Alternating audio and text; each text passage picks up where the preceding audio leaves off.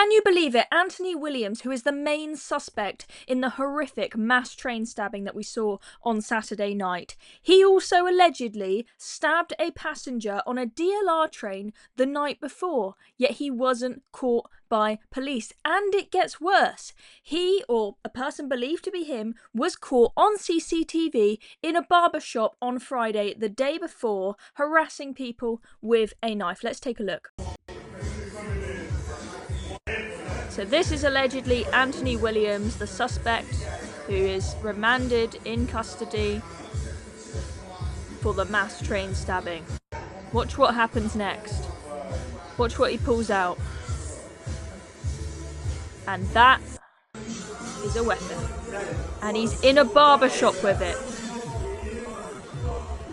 Why was this man allowed to keep walking around the streets? Well, that is the question that is being asked by a police watchdog, who are now looking into this to figure out why on earth this man was still on the loose after he allegedly was seen in a barber shop and the police were called, and also he allegedly stabbed a person on a DLR train. This all happened the night before, yet he was walking the streets freely and was allowed to get on that LNER train and allegedly, of course we say allegedly, this is still not gone to trial yet, allegedly stabbed it's 10 or 11 people. So let's take a look at what the police watchdog are saying. So on Friday 31st of October, Cambridgeshire Police received a call that a man had entered a barber shop in Fletton, Peterborough with a knife. It's not clear what the police response was to that incident, but several hours later at 12:46 a.m, Williams was allegedly involved in a knife incident on the Docklands Light Railway at Pontoon Dock, close to the City of London Airport. Sources have suggested that Williams may have been identified as a suspect in that incident, but that relevant information was not shared with the appropriate police force. It is understood at least one referral has been made to the Independent Office for Police Conduct, and a statement from the watchdog is expected later today, so stay tuned for that, ladies and gentlemen. But I'm just shocked that this individual allegedly was seen with this knife once in a barber shop and once stabbing an individual on another train, and he wasn't caught by police. The latest update we have got is that he has just been in court today. He was charged by the CPS. We're going to look at those charges in a moment, and then he had to go to court to decide whether they're going to give him bail or remand him in custody. As you can probably expect, he has been remanded in custody. If they gave him bail, well, I think we'd all be up in arms that this man is walking the streets freely. So this is the latest update. The hearing lasted less than 5 minutes. I think it was quite straightforward to say this is someone who should be behind bars whilst they await a trial.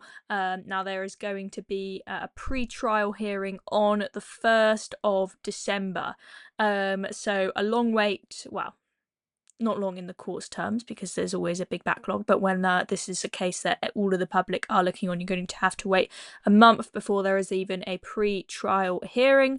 Before Williams was brought into court, Judge Sheraton granted an application for the defendant to be handcuffed after he allegedly assaulted a police officer during his arrest. And I want to show you what happened in the moments before his arrest. I'm going to show you a video of everybody running as fast as they can from the train, and this guy is just walking along casually with his knife in his hand, and apparently he also laughed when police arrested him, is what we're hearing. Take a look. So all the passengers running, and then there is one man who is just walking very casually at the back, and that is allegedly Anthony Williams.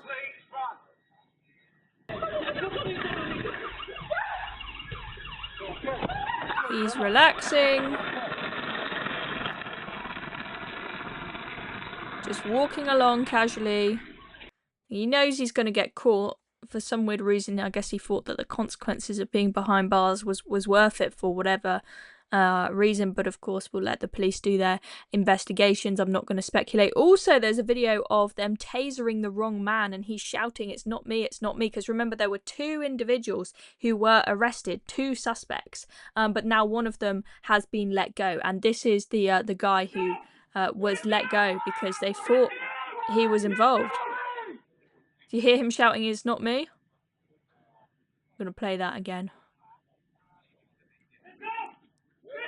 They're tasering him.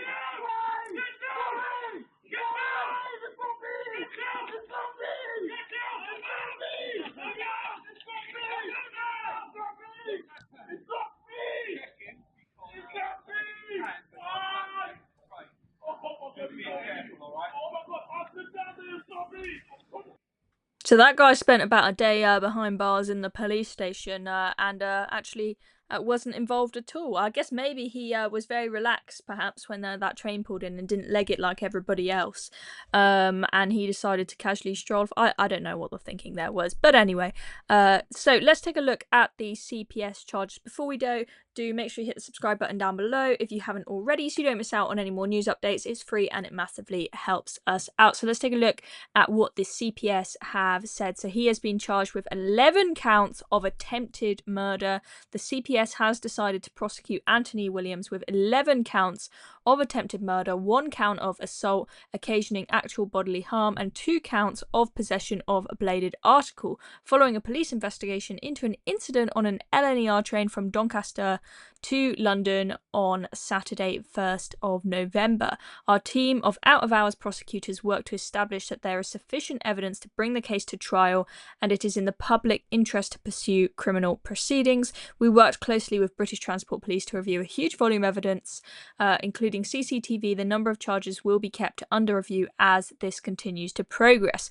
We know that the devastating impact of the events on Saturday's train has had, and how the incident shocked the entire country. Our thoughts remain with all those affected. He's also charged with another count of attempted murder and possession of a bladed article in connection to an incident at Pontoon Hook DLR station on the 1st of November.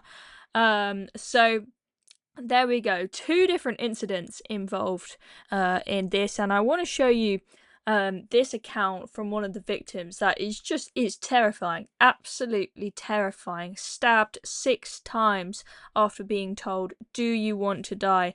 This is in the Telegraph, who he has spoken to, Stephen Crean, who is 61. And he recalled leaving his seat to confront the attacker. What a man, going and confronting this man to try and save other people. He didn't have anything to defend himself with other than his hands. And he said he attempted to stop the vicious attack because it didn't dawn on him not to. Of the moment he was attacked, he said, "It was me with him, and he had a great big oversized kitchen knife. It was as if it was a Japanese sword or something. He came towards me and said, 'Do you want to die?'" That's what he said. Gosh, shocking. Now, of course, the government are taking this really, really seriously. So what is their answer to make sure this doesn't happen again?